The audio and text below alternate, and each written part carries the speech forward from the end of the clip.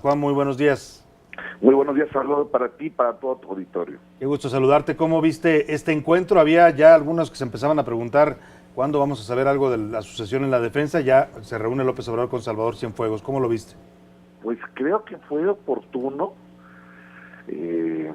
muy importante en términos políticos, a pesar de que los militares no intervienen en política, pero creo que muy importante por el hecho de que, por lo menos desde que yo tengo memoria, Salvador, no ha existido un presidente electo tan alejado de las Fuerzas Armadas, un presidente electo que tenga tanto desconocimiento también, y lo digo con responsabilidad, de lo que son las Fuerzas Armadas, del impacto que tienen hoy en un proyecto de nación, en un proyecto político, en un proyecto económico, pero era muy importante que sucediera esta reunión.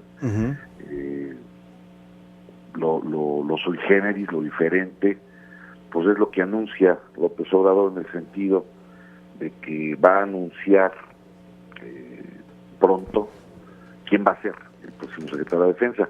Y aquí me gustaría tomar un minutito para comentar lo siguiente. Sí, adelante. La Secretaría de la Defensa Nacional, igual que la Secretaría de Marina, no puedes llegar a poner un titular que venga de fuera, es decir, lo que está pasando con relaciones exteriores, lo que está pasando con gobernación, con Hacienda, con comunicaciones y transportes. No, aquí no. Y esto por la dinámica y la naturaleza que tienen tanto Sedena como Marina. Anunciar pronto quién va a ser el próximo secretario de Defensa y el de Marina, pues puede impactar un poco en la cadena de mando que hay dentro de estas dos secretarías. Es decir, ahorita tienes a un Marcelo Ebrard, tienes a un Videgaray como cancilleres del país, tienes a Navarrete Prida y tienes a Sánchez Cordero, a Olga Sánchez Cordero como secretarios de Gobernación. No pasa nada, amén del discurso que puedan tener cada uno de ellos. Pero en el caso de la Secretaría de la Defensa y de Marina, sí, porque no solamente son secretarías de Estado, estás hablando de las Fuerzas Armadas del país, y estás hablando de una cadena de mando que en determinado momento pues podría verse impactada. Hay mucha cohesión y mucha unidad ahorita en las Fuerzas Armadas, eso es importante, a diferencia de otros sexenios. Es decir, evidentemente hay 22 generales de división, hay 14 almirantes en México que tienen todas las posibilidades y las capacidades para ser secretarios. Sin embargo, creo yo que meterse en este brete de anunciar anticipadamente quiénes van a ser los secretarios, pues, podría vulnerar, insisto, esa cadena de mando. O sea, tú dices que no debería hacerse ese anuncio, sino hasta el 1 de diciembre que se sepa, bueno, unas horas antes, un día antes, quién va a encabezar esta posición. Por supuesto, y mira, y no es un tanto la secrecía de no hacerlo. Claro. Básicamente porque, insisto, de los titulares que va a tener Andrés Manuel López Obrador, son gente de adentro, son militares que por lo menos tienen 44, 45 años en la institución. O sea, no puede traer a nadie de afuera para ser titular de Defensa o de Marina. Claro. Luego, entonces, no vulnerar esa disciplina, no vulnerar esa cadena de mando, no vulnerar el liderazgo, y creo que también es importante, de los actuales secretarios. Claro. Porque, insisto, no solamente son secretarios, son altos mandos del Ejército y de la Marina. Claro. Entonces, además podría ponerlos en riesgo, ¿no? También se podría ser un riesgo de seguridad para el país, saber quién desde ahora, 3 meses antes, va a ser el secretario. Y quién podría tomar las decisiones, aunque, insisto, hay mucha unidad, hay mucha cohesión, hay un buen liderazgo por parte de Salvador Cienfuegos y por parte de Vidal Soberón, pero bueno, no habría razón para hacerlo, ese sería mi punto. Claro. Aún y a pesar de que López Obrador insiste en que lo que él necesita es de que su próximo sector de Defensa y de Marina entiendan cuál es el cambio que él quiere, que él va a darle al país. Claro. La respuesta ahí sería que, bueno, al final de cuentas las Fuerzas Armadas le van a servir. Salvador, el presidente de México es comandante supremo de las Fuerzas Armadas por mandato constitucional. Y sabemos de la lealtad del ejército, eso no está en duda, pues.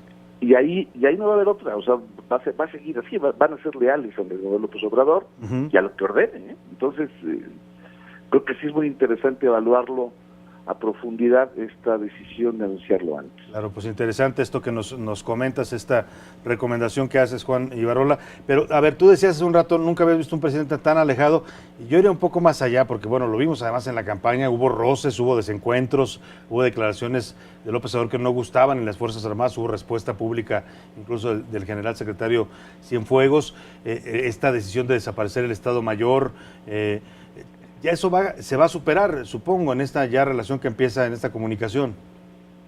Se reunieron el miércoles pasado, creo que hoy se reúne con el almirante secretario.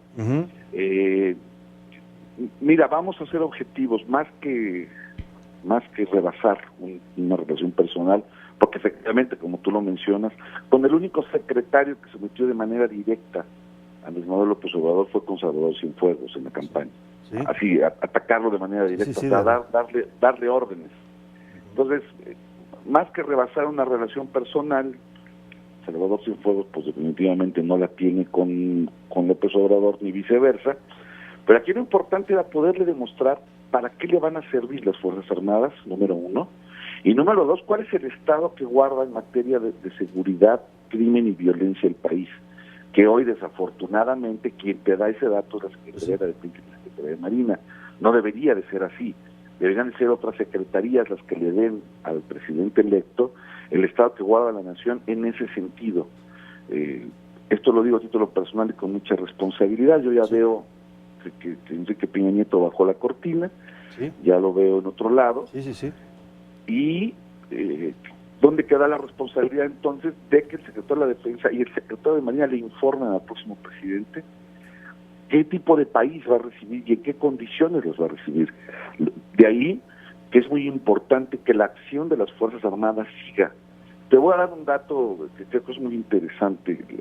Desde la tesis de su licenciatura, López Obrador habla de que no debe tener una presencia pública las Fuerzas Armadas.